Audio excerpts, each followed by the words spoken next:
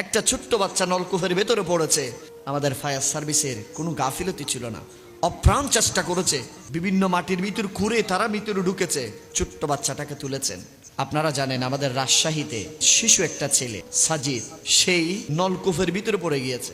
Fire service প্রায় 32 ঘন্টা অপ্রাণ চেষ্টা করে সেই ছোট্ট শিশুটাকে নলকূপের নিচ থেকে উপরে সুস্থভাবে তুলেছেন, আলহামদুলিল্লাহ।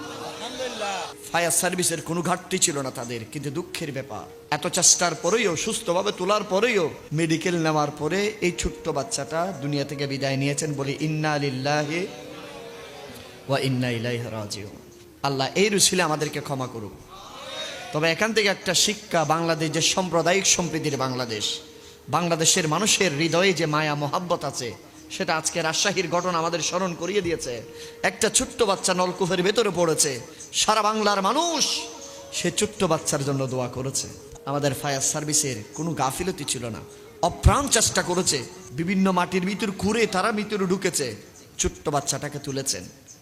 কিন্তু আল্লাহ হয়তো হায়াত রাখে নাই। আল্লাহ সেই শোকাহত মা বাবাকে আল্লাহ সবরে জমিল দান করুক।